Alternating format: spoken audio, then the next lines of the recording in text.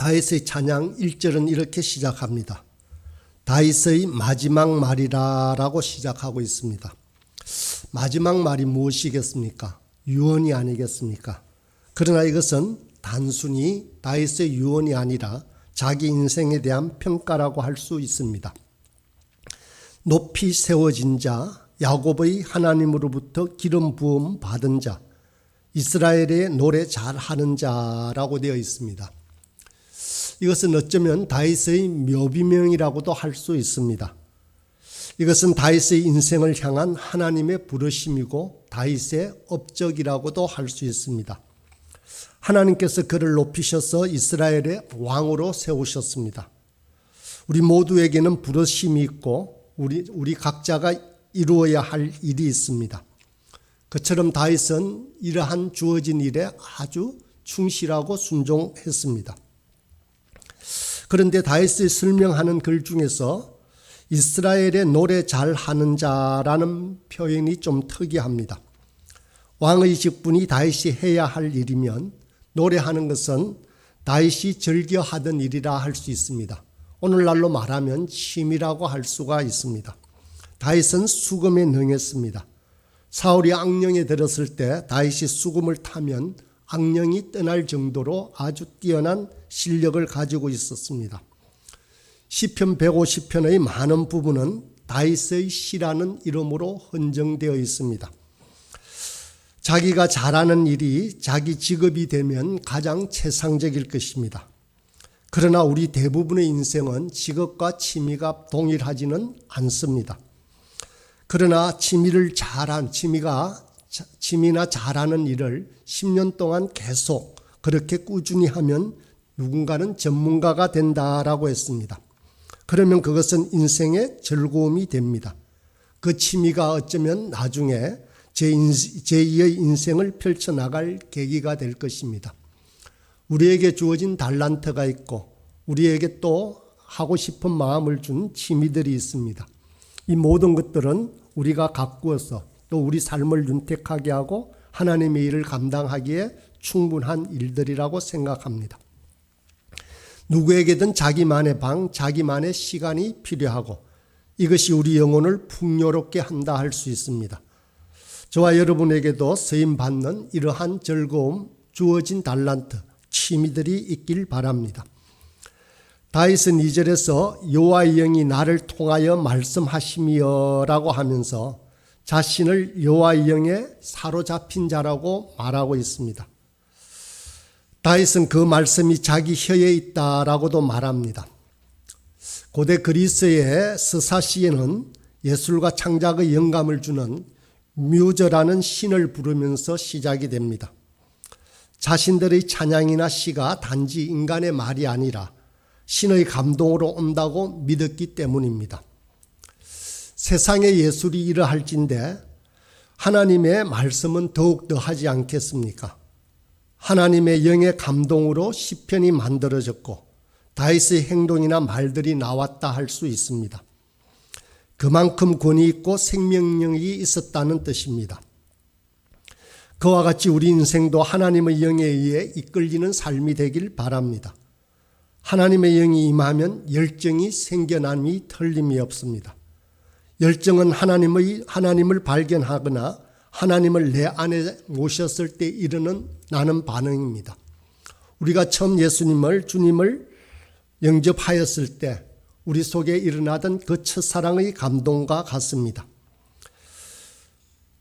하나님의 영이 임한 사람은 뜨겁기가 분명하게 뜨겁습니다. 확신이 있고 목표가 분명하게 세워집니다.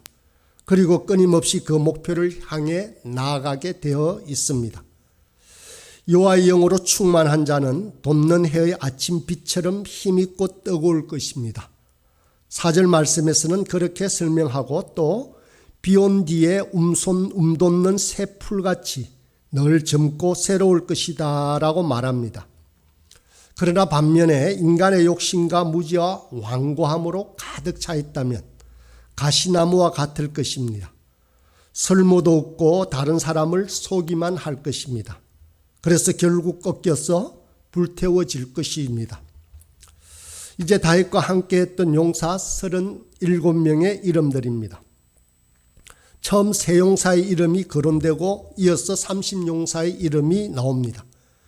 첫 세 용사는 8절에서 17절에 나오는데 그들의 이름은 요셉 바세벳, 엘라살, 삼마입니다.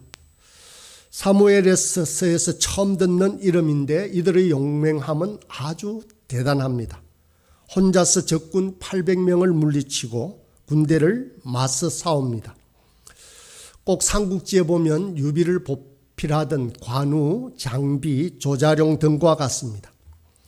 분명히 용맹하기는 했지만 이 설명을 보면 좀 과장듯해 보일 정도로 아주 특출하였음을 보여주고 있습니다.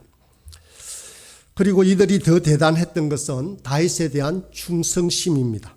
다윗의 위대함은 다윗 자신의 탁월함에도 있지만 이런 용장들과 충성스러운 부하들을 곁에 두었다는 데 있습니다.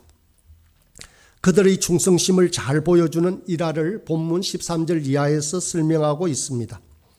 다윗이 아둘람 굴에 있을 때 일입니다. 블레셋과 싸우는데 그들의 요새가 베들레헴에 있었습니다. 전쟁 중에 갑자기 다윗은 자기 고향 땅에서 먹던 성문 옆 우물물이 생각이 난 것입니다. 혼자 말처럼 이렇게 말합니다. 누가 그 물을 내게 마시게 할 수 있을 거라고 했습니다. 그러자 이 세 용사는 지체 없이 나섰습니다.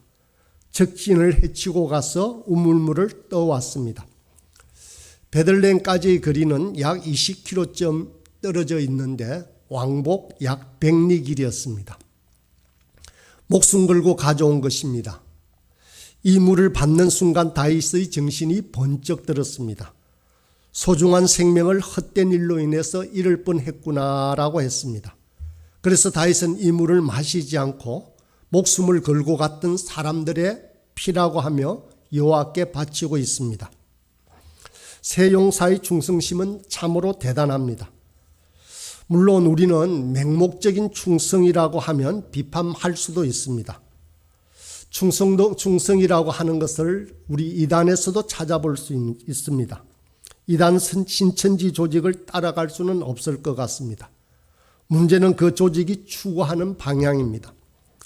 리더가 무슨 일을 하고 있느냐입니다. 그런데 만약 그 일이 옳고 하나님의 뜻이라면 이 충성심은 정말 높이 사야 합니다. 성령의 9가지 열매 중 하나가 바로 충성입니다. 충성심이 없이는 나라나 그 조직이 제대로 설 수가 없습니다. 충성심을 만들어내기 위해서는 그 리더나 조직이 충분히 매력이 있어야 합니다. 목숨을 바쳐도 아깝지 않을 정도의 충성심이 있는 조직이나 일이 있다면 저와 여러분은 아주 행복한 사람입니다. 충성심으로 일치 단결된 조직이 위대한 목표를 분명히 이룰 수가 있기 때문입니다. 이어서 30인의 용사들이 나옵니다. 그들의 용맹함과 더불어 그 출신들이 언급되고 있습니다. 사실 한 나라를 건설하는 일은 혼자서 할 수 있는 일이 결코 아닙니다. 작은 조직이나 공동체도 어쩌면 그렇습니다. 그런데 현실은 지도자 한 사람만 이름이 납니다. 그들이 마치 모든 것을 다 한 것처럼 말합니다. 대통령 한 사람의 힘으로 오늘날의 한국이 이루어진 것은 아닙니다. 함께 땀 흘렸던 우리 아버지 세대들이 있었던 것입니다.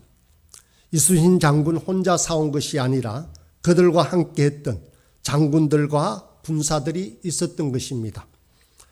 고대 사회도 마찬가지입니다.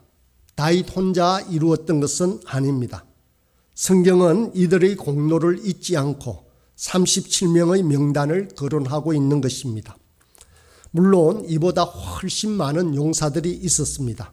그러나 성경의 지명 관계상 일일이 거론하고 있지 못합니다. 37명의 용사들이 언급되는데 이상한 것이 하나 있습니다. 다윗 곁에 있던 최고의 용사라고 장군이라고 하면 요압입니다. 그런데 요압의 이름을 찾아볼 수가 없었습니다. 요압의 형제들 요압의 아우, 아비세, 아사헬이라고 이름은 언급되고 있습니다. 그래서 제가 잘못 보았나 하고 한 명 한 명 줄을 치면서 이어보았습니다. 요압은 수식으로 나와 있지 요압을 지적하고 있지는 않습니다. 왜 이럴까 참으로 궁금했습니다. 찾아보았습니다. 그런데 다른 성경 열왕기왕과 서와 여러 주석에는 요압이 분명히 포함이 되어 있습니다. 또 한 사람 우리아입니다. 다윗은 이 우리아의 장군 우리아의 이름을 올리고 싶지 않았을 것입니다. 37절 맨 마지막에 언급되어 있는데 정말 이 불의에 의하여 죽임을 당한 자입니다. 다윗이 지우고 싶은 이름인데 들어가 있습니다. 하나님은 이 우리아를 꼭 기억하신 것입니다. 불꽃 같은 눈을 가지신 하나님, 그발 강가에서 에세겔이 보았던 사방에 많은 눈을 가지신 분이 바로 우리의 하나님이십니다. 하나님은 결코 잊지 않으십니다. 이런 하나님께서 저와 여러분도 지켜보고 계십니다. 우리의 수고나 우리의 충성은 하나도 땅에 떨어지지 않음이 분명합니다. 또 우리의 억울함이나 드러나지 않은 헌신 또한 하나님은 보고 계십니다. 하나님은 정말로 공정한 평가자라 할 수 있습니다. 분명히 우리의 이름도 하나님의 생명책에 기록이 될 것입니다. 요한계시록 3장 5절의 말씀입니다. 이기는 자는 이와 같이 흰옷을 입을 것이요 내가 그 이름을 생명책에서 결코 지우지 아니하리라. 이 아침 이 생명책에 영광스러운 우리의 이름을 올리는 저와 여러분이 되길 간절히 소망합니다.